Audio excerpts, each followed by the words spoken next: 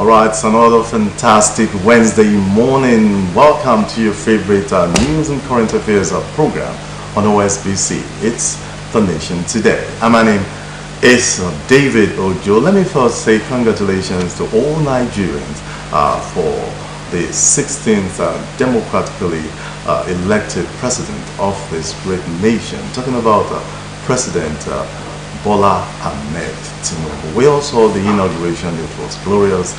It was fantastic, and it was wonderful. But there are so many things that we're going to talk about in today's edition of The Nation Today. Like you know, it's always me and some personalities. But today I have a wonderful personality that will be talking together. We're having a chat together on the tax ahead of this new administration. I have with me in the studio this wonderful morning. He's an elder statesman. He's an elder. Let me use that word as well. He's with me this morning, and we'll be doing this program together, analyzing some of the things, and we will definitely set agenda to some extent for the new administration. I have with me in the studio Elder Adebi Adebo. You're welcome to The Nation Today. Thank you. Good morning. How are you? Yeah, I'm good. And you? We are fine. I'm fine. Also, I want to congratulate Nigeria for this new government and new president. I know this we are our expectation, a lot of expectations are high for this new government. But I believe with the challenges ahead, God will take control. And I think we are going to move forward in this nation. Well, there's one name that everybody know the president for. It's Emilio Khan.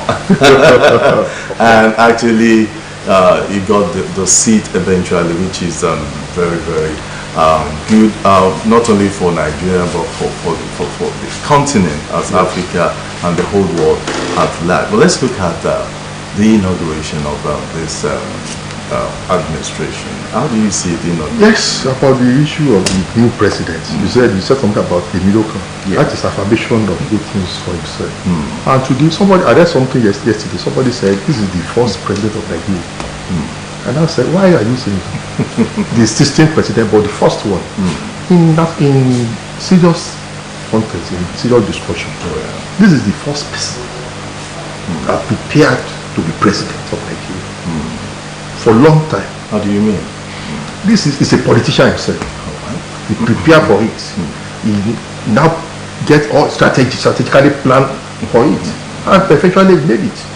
Some people have been there accidentally, by luck, by consensus, by military coup. All those things, they are not. A military man is not prepared for being for you to be a president, you must be a politician first. Must that be inculcated in you? There is to be in politics, political tendency to serve people, and now to plan. Okay, I want to be president of this nation, and so he formed enough study and planning, and eventually he made it. That's why he said authoritatively that Emilio Khan, I'm the next president, because all along before the last 8 years, there was an agreement, there was a discussion, political discussion. It may not be official, but they discussed among themselves. Okay, you can go first, then I'll be the next president, and to God be the glory. And he made it. So now he has prepared himself for this post. It's not accidental. It's not consensus. It's not agreement. He fought for it. He worked for it, despite all the hindrances. So during the election, what happened? Even our primary APC, what happened? A lot of people contested for it, and eventually he made it. So I think we should thank God, and we should also congratulate him for making it, and also now pray for him. It's not about me, it's not to me, it's the first thing for you to be here. I need to make the difference. God should give him the enabling environment, the enabling endowment, the strategy, the wisdom, the knowledge and understanding to be the best president of Nigeria. There are lots of apprehension before the president being inaugurated to be the president of this nation before May 29, that this will not happen, they will not be inaugurated, security threats and all sorts. But at the end of the day, I think I thank God, but I want to use this opportunity to appeal to the Christians especially, the Christian leaders. They should stay away from politics. Messing up themselves, prophesying things that are wrong, making the public statement. Some people are saying, I'm the next one. The government is going to hand over to me. Now, what are going to feel now? You see, and people are saying, yes, God, I saw this. God said this. What has happened? And all those things. Yes, this is, to me, the problem we have with this black nation. That's the problem. We pray a lot, but we have no faith. And all what we ask for, that become a testimony to us, their normal life in developed countries. That's the problem we have. That's why you can see people going to churches in the morning to evening, going out doing work. You should walk and pray. Some people say, why do you have to go to church early Monday morning? That is it. You may go within 1 hour. Either you do my own church. Now, once you have 5 to 6:30, you are back. You start preparing for your job. By 8 o'clock, you are in your office. And you start working. Then by 6 or 7, you may go back, but you must walk and pray.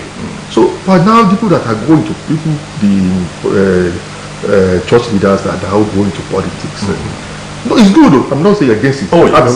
But don't use pulpit to make false prophecy. It's very wrong. You are diminishing that religion. People now say, what becomes of your leaders now? What are they going to say, tell you? So I just appeal to them now. Let's leave politics out of churches. If you want to join us, come and join us. We thank God today now. We have a governor. We say, Reverend, Father, in Benue State, there's a governor and ordained representative. That is it. It's good. Because to me, that is another part of my own life. I have an NGO. I'm preparing for that. Christians must go into politics. Because that is what it takes to make that difference. At least you must be part of the whole scenario, the whole show. Of course, no show. You must be. What I'm saying, as a Christian or as those are fear God, not saying Christian, Muslim, anybody. Oh yeah. That's know what God is, the power of God that can hear from God. You must go to God because you need to plan for millions of people. And it's not you alone. You can't do it alone. You need divine direction. You need divine knowledge. People should get people to God to guide you for what you want to do. So I think for now, let's be now a reality. Let us forget what happened before May 29. It has come, it has passed. And we have seen the new president. What happened to him now? What do we do? I think we should start discussing. All right, let's look at just like you said that we should just let the past go and let's move on with the present. All right, let's talk about the speech of our president. There's a quote that he said, and I'll quote it. He said, "We have many problems." He said, "Don't pity me. I asked for the job. I campaigned for it. No excuses."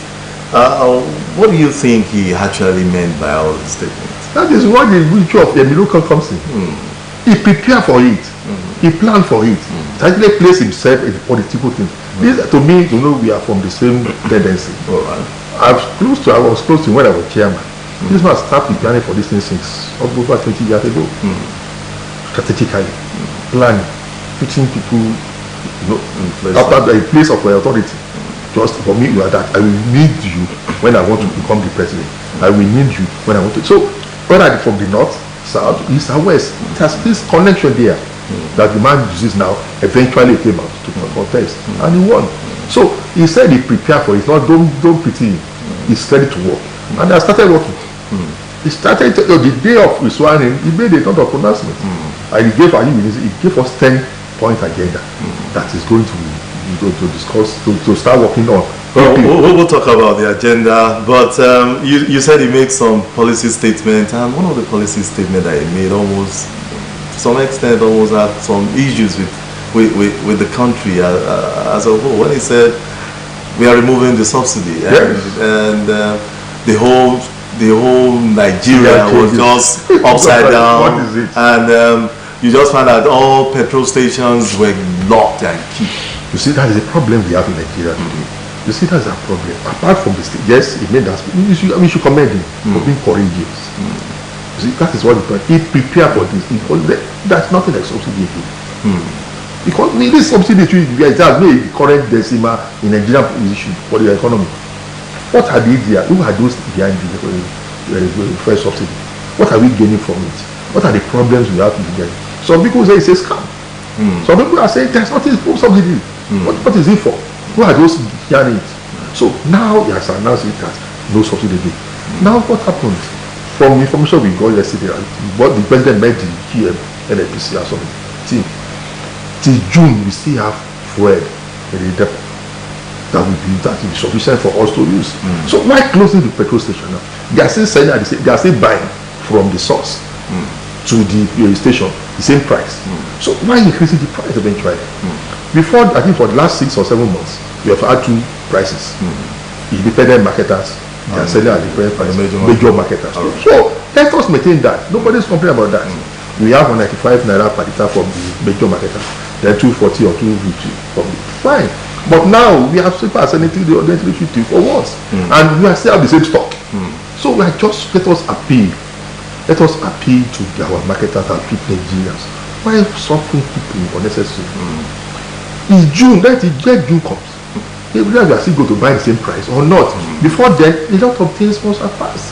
The government should have prepared, the NFPC too. Then the lot of we have the new refinery coming up. The Dangote refinery is still coming up with the production, July. Then we have 4 refineries in Nigeria. If it's possible, let them privatize them, sell it, be in the competition.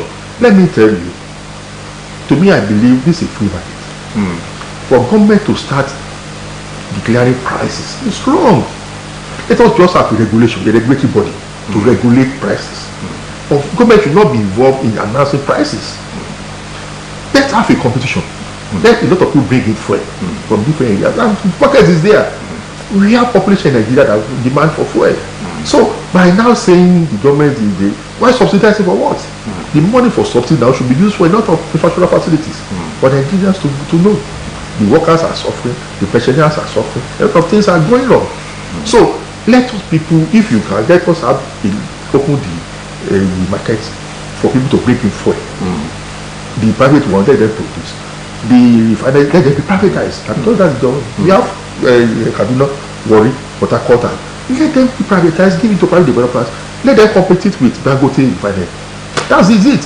Are you sure all those moribund refineries can compete with Dangote refinery? Let them give to individuals private. They will compete. That is the beauty of it. When you do not the issue of Nitel and mass competition, when in Osbc we have to beg the Nitel officials to go and to bribe them and put you back online. But today now, I bought my card this thing 30,000 naira. It's 200 naira now. Wow. Because that's a competition. A lot of competition agencies are here now. So your role is not good. I move to another place. So if we have fuel supply from any different sources, then the price will go down because the market is there. So that is it. The market is there for Nigeria. People are ready to go and buy it. So if we have private refineries and the public one, let them privatize it. Give it to people to buy it. Let them have a board from government. And then it gets experts to manage it. They start producing, let me tell you. The turn and now will be so imagine. But because the people, the Nigerians, they have a bad sense of management. The management, for anything to be successful again, you have to get the management. It's not a matter of ownership. Even your business, if you fail to manage it well, it will collapse. So it's not a matter of government or individual. It's issue of concern management. So if you have a good management in place to manage the private refinery, then we get something good from that place. If you have efficient production of those of fuel in the refineries, and then Nigeria will stop suffering. So let us appeal to marketers now. The fuel market, individual, let them sell fuel. And let us appreciate our governor today also to enforce it. Let the task force go around and monitor them, start enforcing it. Why should we have the stock if there are people are suffering? Because in Osbc at the moment we still see roughly 350, 400 naira, 300 naira as pump price. And in some other states, in the dailies today we saw about 700 naira per liter, 600 So is that government? You are still buying this thing, the same price. So why now increasing the price unnecessarily? And from question we got yesterday, the NFPC GM said the self stock till June the same price. So nobody should start panicking. There should be no order of software. Let them sell the private one sell at normal price that you are buying 240, 250. The major market has 119.95. Well, fine. For the past 7 months, we have been in that. Let that continue. Before this unnecessary, or yes, the people are saying the president should not be an underground statement. No, let the courageous to tell the truth. Let them be actually let them forth. That's why they call the president, the NFPC. This is decision. We are working it out. Anything you talk about, don't bring anything subsidy to my table for approval. That is it. So where you want to source for, go and source for it. Open the market. Nigeria should not suffer. That's the directive. If he is capable, you do. If not capable, then we replace it. It's a matter of governance. So they should get that directive should go down to the last person. That as from 29th of May, no subsidy again. I think the president that we have at the moment is very serious, and it's making serious statements, and he wants Nigeria to grow anyway. Yes. So let's look at his first appointment. Less than 24 hours. Was it even less than 24 hours when he got to being the president of this nation? He made some appointments. Well, 3 appointments. Yes, and is that an indication that he really wants to work for this country? To me, those appointments are still minimal. They are not the main thing. The protocol, chief protocol officers, the media spokesperson, and the digital. Those are not. To me, those are normal appointment things. But the appointment we are expecting now is the cabinet. Right. The SSG, chief of staff, the cabinet members. That will determine a lot of things about governance. And I know our president is a resourceful person. I think we get the best team to work for it. We need to put trap in hand tools. That is what the people are expecting now. People are expecting, though you see, the last Minister for Education I read 2 or 3 years ago, he made some comments that he was not aware of the education thing. And we were there for 4 years. Very unfortunate. But now I think this president should know that you cannot be in education if you are not an educationist. You need people, professionals, experts to be in some fields, not issue of trial and error. So if you have trial and error, then what you get result? You can't get any result from it. The man will start trying this. Let me try. Until you say, what if you don't do like professional? This is the way. You tell them, from my experience, from the discipline, this is what you should do to get results. And you get results. So I believe what the Nigeria, especially now, it should be who is going to be the SSG, the chief of staff to the president, then the cabinet members that will start functioning to work with him to man the ministries, to give service delivery to the people. Different, the agriculture is there, health sector, education, all those things works. We need capital hands.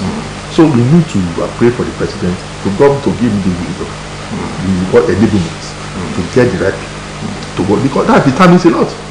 The moment he fails to get the right people, then he has a problem. But I believe from his experience and from where he's coming from Lagos, we are able to accept the best. I think if we do that, God will help him to do that in Nigeria too. So as for us to move forward. Apart from what you've said, what do you think President Tinubu should do differently from what the ex-president did when he was the president of this nation? You see, I told you in his broadcast, in the maiden speech, he made 10 points agenda that he said is going to work on, and he was able to now create it. Okay, there's that is the issue of affirmative action. He promised in all inclusive government. Anywhere you are, all the Christian, Muslim, everybody should come up on the best acts, all inclusive, from different parties. I believe it's not a matter of party A or party B. The experts. It's about Nigeria. All inclusive, where you can get the best from. It's not about only Fulani. It's all about Igbo, everybody, even the minority. Everybody will be represented. That is what he promised at the first thing, and that is why we are called the federation. Because we have a different units, different languages, different people. But let all of us come together on that thing and move forward. So that is what we make. Secondly, talk about corruption too. That the last corruption is a canker that has destroyed the eaten deep into the system of this country. So I mean, we must come forward and confront it. Right. So what happened yesterday? Unknowingly, DSSS and the FCC fighting each other. For what cause? Why now? You see? Yeah, but why are they, why now? Just a day after the new government. Why not before? Why not? Are they just coming up? Are they anybody? So people, so we have some sinister people behind the scene that really want to come to. Some people without thinking the government is using the DSS to suppress the FCC. And that's a wrong impression. That's where the president came on his statement that they should maintain the status quo for now. Everybody should go back to his offices if they intervene when necessary. So because people may just think, yes, the president is using the DSS now to terrorize the FCC. That is it. Why should go and block their road? Why should not block their office? Why coming up after just new government? Why not before? So all these things are hidden agenda for some people, just to destroy the government. And I thank God that the government, the president was up to the task yesterday. He gave direction that all those things should stop. Then and thirdly, we have the issue of economy. Now the economy is promised to target the higher GDP. That should be productivity. That is the problem. Nigerian system, I was out of country for this and I came back. You see, in Nigeria we have a lot of idle hands. They are being paid. They are government staff, but they are not doing anything. They are not producing, they are not adding value. There are a lot of things, resources that are being wasted. So all these things should come together to increase the GDP. The economy should grow. We should grow the economy ourselves. Nobody will come back and do it for us. We must add value. We must do something to the economy. At our space, not government alone, all individuals, everybody should come on board. Either in public service, either in private sector. We must add value to the economy. We must be doing something. Not just free money. Not just waiting or hanging on that no, somebody is coming to give me something free. Nothing is free. That thing you are getting free, somebody should work for it. So that is the economy should grow. And I think the president is a good example. All of you should stand. You should start up and be up to the task that we should grow this economy. Before you go on, talking about the economy, part of the economy is the naira issue, naira dollar. The exchange rate. Yes. Exchange rate. Yes. Looking at the exchange rate, what do you think President Tinubu can do to make sure that at least, if it's not one naira to a dollar, at least to some extent, should we come down to a reasonable level of amount? You see, there are two issues in this matter. One, the exchange rate for now. We have black market and officiality. That should be at the equilibrium for that. But before that, let me, you see, from my experience, why we are having this now is because we have no backup, no reserve for the Nigerian economy. We depend mostly on foreign things. So people are sourcing for dollar from everywhere to go and we should produce locally. We should use local things. There should be less dependence on foreign things. That's the problem we have. We are not producing anything. If you start producing now, then you see the dollar before we drop.